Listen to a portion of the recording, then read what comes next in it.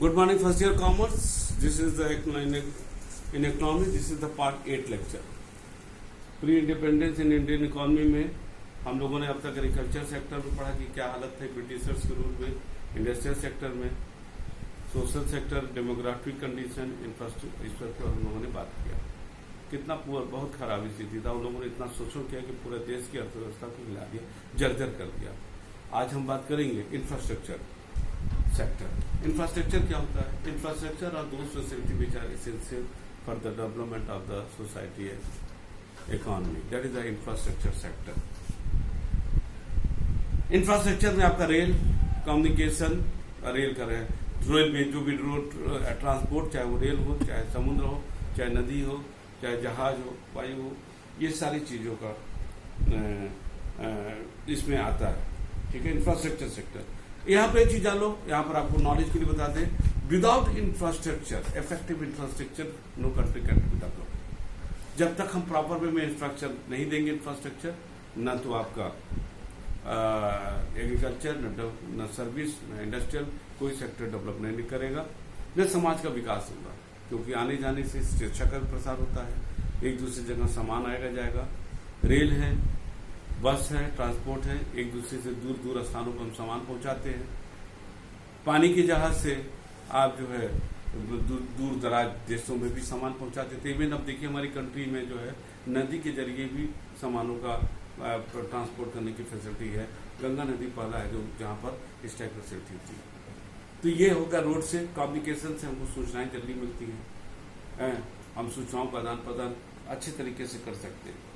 बिजली का बिल है, ये था जो है, ये बिजली है, ये बिजली के बिना कोई काम आपका नहीं हो सकता, ये हम लोग बहुत अच्छी तरीके से समझते हैं। ठीक है, लेकिन अब ब्रिटिश के रूल में पहला जो ट्रेन आया, हम कह सकते हैं पहला ट्रेन लाने का जो होता है, जो पुणे थाने चला था, उसका ब्रिटिशर्स ने किया। ये रेल का विकास, डाक का विकास, वाटर ट्रांसपोर्ट का विकास, ये सब ब्रिटिशर्स के रूप में था। लेकिन एक क्वेश्चन होता है, क्यों? क्या ये वास्तव में इंडियन इकोनॉमी डेवलपमेंट के लिए था? नहीं, इन्होंने टोटल इसका जो विकास किया वो अपने पर्पस के लिए किया, अपने इकोनॉमिक डेवलपमेंट के लिए किया, ताकि इनके यहाँ सामान, सड़कें रहेंगी अच्छी, तो रॉ मटेरियल गांव से उठ करके सड़कों के द्वारा ट्रेन से बंदरगाह से, और बंदरगाह द्वारा वहां पर पहुंच जाएगा। इन्होंने इसलिए इसका निर्माण कराया अपना भारत का। ये जरूर था कि चलिए भाई, जब हो रहा है तो भारत का भी विकास होगा। इसलिए भारत का उस समय जो विकास होता था उसके पीछे यही होता था कि जब सबको बट रहा है तो थोड़ा बहुत हम लोग को भी वो मिल जाता था। ठीक है, तो अब अच्छा, इसका ये क्या था? ये पूरी तरीके से ये उसका उद्देश्य इंडियन इकोनॉमी को डेवलप कराना नहीं, ब्रिटिश इकोनॉमी को डेवलप कराना। अच्छा, अब हमारे यहाँ जो सड़कें भी बनती थी गांव में, हमारे यहाँ जानते हो कि जो मौसम है, जियोग्राफिकल कंडीशन, वो मानसून पर, एग्रीकल्चर मानसून पर डिपेंड करता था। गांव की सड़कें उतना अच्छी तरीके से नहीं बनवाई जाती थी। ठीक है ना? अब वहां पर जो है, जिसके वजह से गांव में परेशानी हमेशा खड़ा रहता है, जिसके वजह से हमारे यहाँ लोगों को जीना दुर्भर हो गया। सड़कें एक ऐसी इंफ्रास्ट्रक्चर फैसिलिटी जो पूरे देश को सामाजिक, आर्थिक और सांस्कृतिक रूप से एक दूसरे को जोड़ती है। और गांव, भारत गांव में बसता है। जब ये पूरी तरीके से, जब हमारा गांव में ही विकास, जब सड़क नहीं रहेगा, कैसे आर्थिक और सामाजिक रूप से भारत और लोगों से, आर्थिक, सामाजिक और सांस्कृतिक रूप से अन्य देश कैसे जुटेगा? गांव हमेशा अनडेवलप रही। ठीक है, अब इसका परिणाम क्या हुआ कि देश विकसित नहीं कर पाया।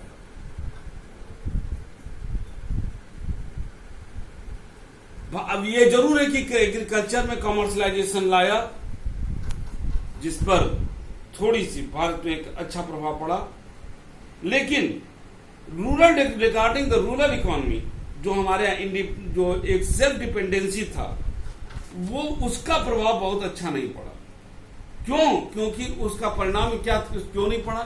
क्योंकि देखिए, हम अभी भी सामान वही बना रहे थे जो कमर्शियल, हमने एग्रीकल्चर जब सेक्टर पढ़ा रहे थे, जो इंडस्ट्री, जो ब्रिटिशर्स को उनके इंडस्ट्रीज के लिए रॉ मटेरियल की जरूरत था। इंडियन इकोनॉमी सेल्फ डिपेंडेंसी बनी कहाँ? वो इतना उत्पादन करने के बावजूद भी ब्रिटिश इकोनॉमी पर डिपेंड कर गए, और जिसका परिणाम हुआ भारत अविकसित पूरा रह गया। विकास जो था उसका असली लाभ भारत को नहीं मिला, ठीक है ना। और ये सारी चीजें थी, लेकिन धीरे धीरे ये सारी चीजें जो हम लोगों ने पढ़ा, अब तक जो हम लोगों ने लेक्चर देखा बेटा, उसमें ये देखा कि ब्रिटिशर्स ने कैसे हम लोगों को हम लोगों का संसाधनों का दुरुपयोग किया, और उसका जो है, जो भी वो करते थे, जो भी वो कैपेसिटी बढ़ाने, इंडस्ट्रियल एग्रीकल्चर किसी में कैपेसिटी बढ़ाने का जो भी वो उद्देश्य करते थे, उसका उद्देश्य भारतीय अर्थव्यवस्था को मजबूत करना नहीं था, बट इन ब्रिटिश इकोनॉमी को मजबूत करना होता था, ठीक है ना। और अगर ये कहा जाए कि जो कहा जाता है कि इंग्लैंड इंडस्ट्रियल रिवोल्यूशन का एक बहुत बड़ा एक जनक माना जाता है, शुरुआत वहीं से हुई। अगर कहा जाए कि वो इंडस्ट्रियल डेवलपमेंट जो इंग्लैंड में आया, उसका मुख्य स्रोत था हमारे इंडिया, क्योंकि इंडिया से ही सब कुछ गया, तभी वहाँ पर इंडस्ट्रियल डेवलपमेंट आया, और भारत इंग्लैंड को मजबूत करते हुए अपने को कमजोर करता चला गया। ये था हमारा, कैसे हमारा प्री इंडिपेंडेंस में कैसे हमारी इंडियन इकोनॉमी कमजोर होती गई, ब्रिटिशर्स के गलत नीतियों, स्वार्थपरक नीतियों, जो एक तरह से सेल्फिश उनका मोटो था, उसके कारण हमारी इंडियन इकोनॉमी कमजोर होती चली गई।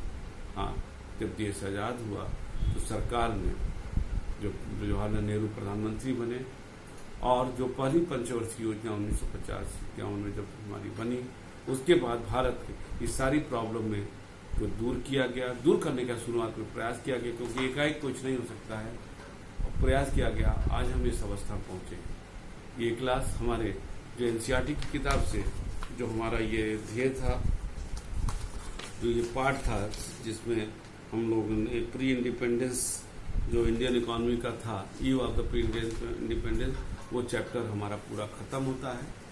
नेक्स्ट चैप्टर में हम आफ्टर इंडिपेंडेंस जो इंडियन इकोनॉमी का फेज बाई कैसे कैसे विकास हुआ, उस पर हम लोग फोकस करेंगे और देखेंगे भारतीय अर्थव्यवस्था उस तरह से 75 साल, जो 73-74 साल हो गए देश को आजाद हुआ, ये 73-74 साल में देश कैसे यात्रा करते हुए आज इस आर्थिक विकास के दौर में आज यहाँ तक पहुँचा है कि विश्व के एक मजबूत राष्ट्रों में गिना जाता है। इसके लिए जो हमारा नेक्स्ट लेक्चर, नेक्स्ट क्लास में, नेक्स्ट सेगमेंट के साथ हम आएंगे।